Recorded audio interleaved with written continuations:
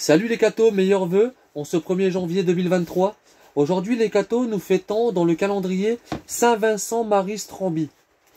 Saint Vincent Marie Strambie vint au monde à Civita Vecchia, où son père exerçait la profession de pharmacien. Ses vertueux parents veillèrent avec la plus grande sollicitude sur l'éducation de ce fils unique, et l'enfant répondit à leurs soins attentifs. Ses humanités terminées, Vincent Marie se rendit à Rome pour suivre des cours de théologie en vue du sacerdoce. Son père lui exprima son désir de le voir marié plutôt que prêtre. Pour toute réponse, son fils lui remit une statue de la Très Sainte Vierge sur laquelle il écrivait qu'elle était son élue. Vincent Marie Strambie reçut le sous-diaconat et le diaconat dans la ville éternelle. Avant son ordination, le jeune clerc suivit une retraite sous la direction du fondateur des passionistes, saint Paul de la Croix. Très édifié du zèle et de la prodigieuse austérité de ce saint, il décida d'entrer dans cette nouvelle congrégation. Après avoir reçu l'onction sacerdotale à l'âge de 22 ans, il devait devenir une des plus fermes colonnes de cette société naissante qui accomplit tant de bien dans l'Église. L'évêque de Montefiascone le nomma recteur du séminaire de Bargonera, et après un an de prêtrise seulement, il fut nommé pour prêcher le carême dans l'une des paroisses de la ville. Saint Vincent Marie Strambie donna un grand nombre de missions très suivies par les fidèles.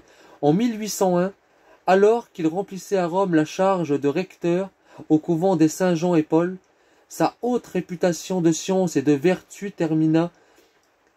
détermina le pape Pie VII à le choisir comme évêque des églises de Macerata et de Tolentino.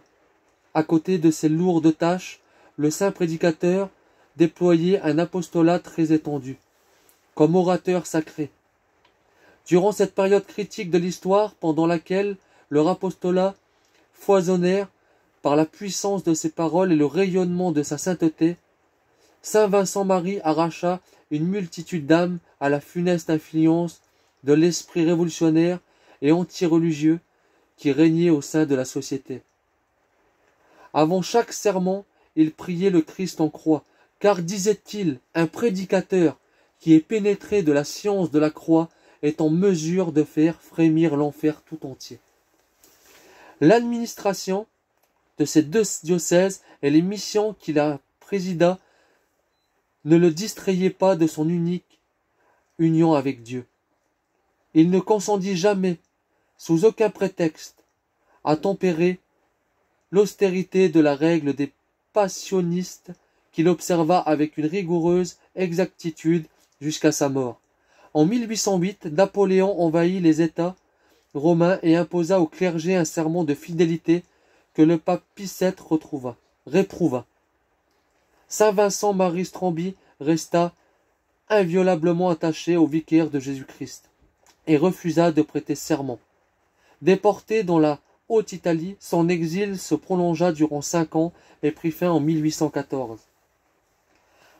Après le retour du souverain pontife, auparavant captif à Fontainebleau, en 1823, âgé de près de 80 ans, le saint-évêque de Macerata et de Tolentino obtient d'être déchargé de ses fonctions épiscopales sur la demande de Léon XII,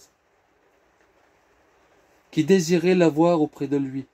Le saint vint habiter un appartement au palais du Quirinal qui était auprès encore la résidence des papes à cette époque.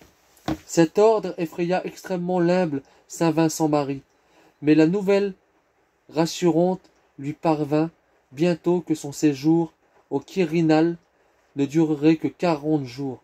Il devait être affecté ensuite à l'église des Saint Jean et Paul.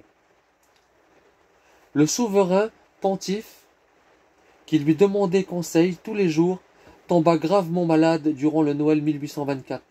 Léon XII fit aussitôt appeler son père Vincent, afin de recevoir de ses mains les derniers sacrements. Saint Vincent Marie Strambie offrit sa vie à Dieu en échange de celle du Père de la chrétienté et lui révéla en secret qu'il ne mourrait pas de cette maladie, mais qu'il vivrait encore 5 ans et 4 mois, prédication qu'il s'avéra parfaitement juste. Quoiqu'étant sur le point d'entrer en agonie, le Saint-Père recouvra subitement la santé. Quelques jours plus tard, le 1er janvier 1824, Saint Vincent Marie Strambie expirait, frappé d'apoplexie. On l'enterra dans l'église des Passionistes à Rome. Le pape Pie XI le béatifia le 26 avril 1925. Sa canonisation eut lieu le 11 juin 1950 par Pie XII. Voilà, n'hésitez pas à partager cette vidéo. Que Dieu vous bénisse et à plus les cathos!